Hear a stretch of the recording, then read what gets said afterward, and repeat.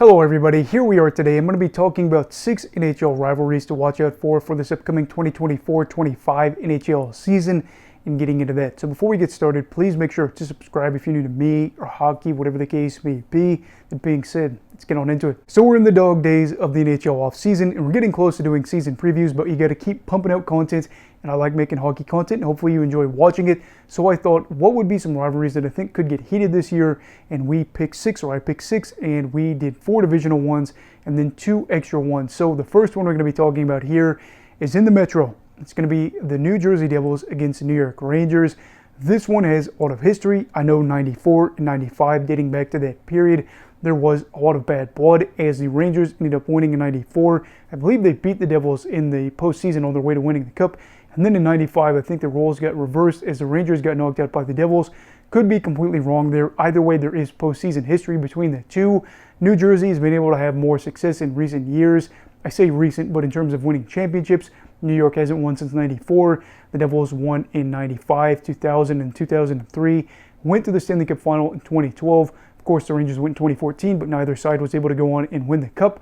They would have had bragging rights, but yeah, things happen. Anyway, the Rangers are fresh off winning the President's Trophy, and the Devils look like they could be a nice bounce-back candidate for the year.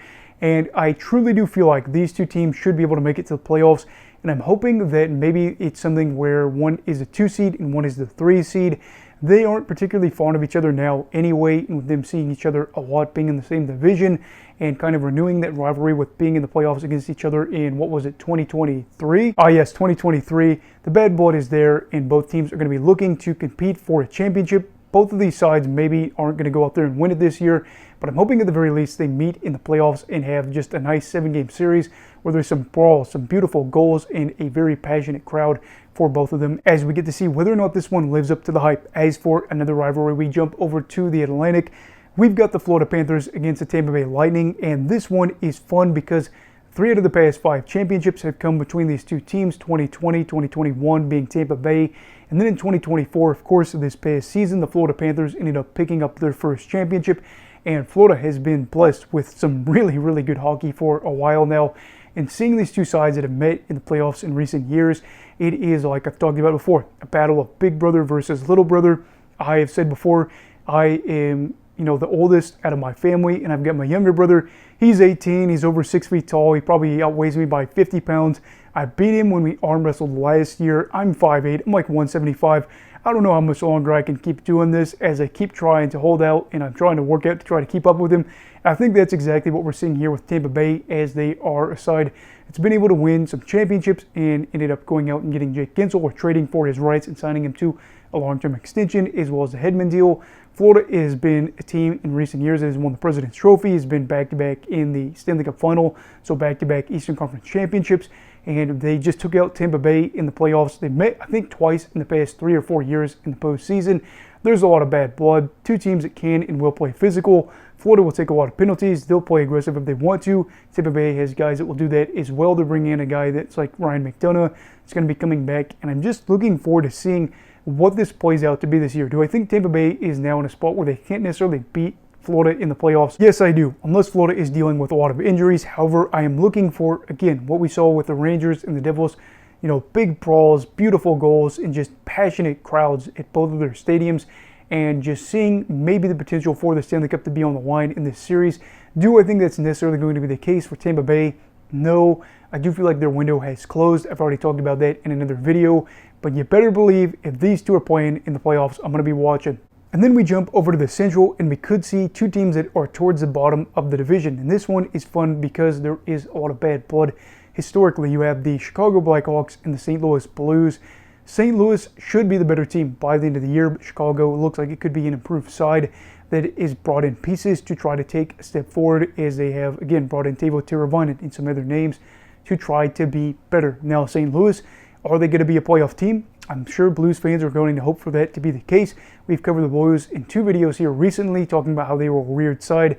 They couldn't handle business against some teams that were bad, but they did take care of Chicago last year and went 3-1 against them. So capturing 6 out of the possible 8 points is nice, knowing you're playing a team that, again, has been able to get the better of you in the past.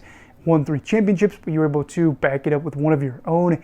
And for the Blues, it's probably about making sure that Chicago doesn't overtake them within the next year or two. I don't know if that's necessarily going to be something that happens within this year. In fact, I don't really think that St. Louis will be a team that is worse than the Hawks by the end of the year.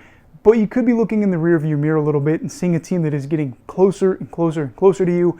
There's a lot of history with the outdoor games like the Winter Classic. Actually, my buddy and his family went to the game down in St. Louis back in 2017. That was such a cool gift that his dad ended up doing for him. Saved up some money. They got to go. It was so cool to see the photos there of all that. And you just pay attention a little bit more being in Hawks country for myself and being around people that are like my best friend since we were 5, where his family's huge Hawks fans. You know that these two teams don't like each other. You know that they are going to be playing each other again a lot. And I am hoping that whether or not we get to watch these games because of the regional blackouts, you'll get to see just some tight games, some close contests where you get to see great goals, because with some of these players you're seeing on both sides, you have the potential for some younger players to play key roles in the season series this year. And then the final one of the divisional matchups is going to be the Edmonton Oilers and the Los Angeles Kings. This one had to be on there mainly because the Kings have lost to the Oilers 3 years in a row, and they want to be able to get past them. Whether or not that happens this year, maybe not, as they go out in the Oilers and bring in some pieces like Jeff Skinner, Savoy, and just look good. They've been good for a while now. They probably are going to be within the top 3 of the division. LA, for me, this is going to be a big prove-it year to see if they can stay in the playoffs, and I think that they should be in the conversation. But right now, Vancouver, Edmonton, and maybe a team like Vegas could occupy the top 3 spots, and I kind of see the Kings as a wild card team. The good news is, if that's the case, they aren't going to be like a 3 seed playing Edmonton as a 2 seed, but there is a potential that they could see the team in the playoffs.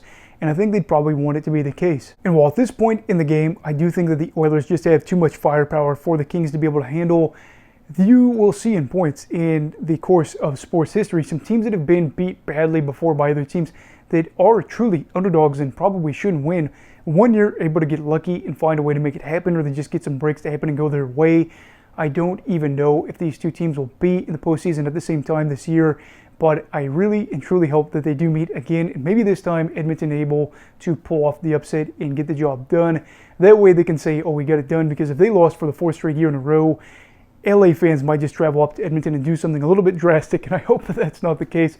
But yeah, it's getting to be a little bit brutal for the Kings fans, and with their new logo and looking very fresh and good this year, I'm hoping for a new look Kings side. Now, as for some other ones, I wanted to go a little bit more fun here and talk about some things that aren't necessarily related to one team or 2 teams. And the first one here is Vegas versus their former players. I think this year in particular, you could see Vegas, a team that does relatively well by the end of the year, also have players that are going to be playing on other teams that were part of their championship run, that were core parts of their roster, playing on other sides that they could meet them in the playoffs. And I think just in general this year, you could see more players come out and talk about Vegas in a bad light, as they have traded away guys like Tuck, they've traded away guys like Fleury, they've traded away guys like Thompson, they obviously let guys like Stevenson go, they let guys like Marcia Souza go.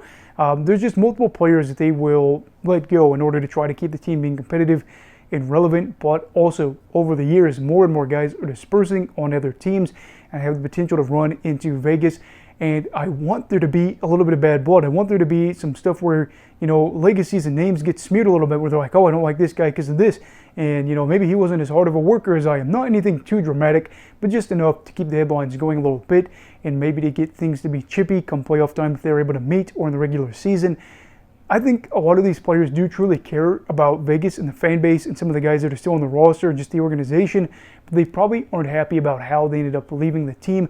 So Vegas versus a lot of their former players, probably Vegas versus everybody, but it is just something that I did want to talk about. And you got to forgive me for the last rivalry that I mentioned, but it's going to be the Boston Bruins versus the Vancouver Canucks. And as a Canucks fan, it's just been heartbreaking to see how good Boston's been, but at the same time, as you get older and you cover more of these teams and talk about all of them, it's not as bad, and you're just more interested in watching the players. But I really was thinking, man, maybe there's a world where Boston and Vancouver meet in the Stanley Cup final this past, postseason, and I was hoping for it. I was afraid, but I was like, man, wouldn't it be nice to see Vancouver go out there and beat the Bruins and claim their first championship against a team that ended up taking it from them back in 2011. And it's not just that either.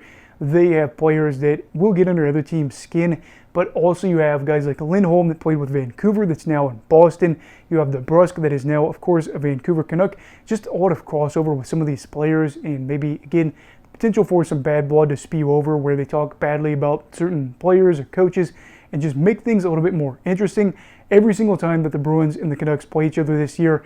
As long as I'm able to get in front of my phone or the TV or whatever, I'm going to be watching these games, and I would pay money, serious money, to see these two teams meet in the Stanley Cup final.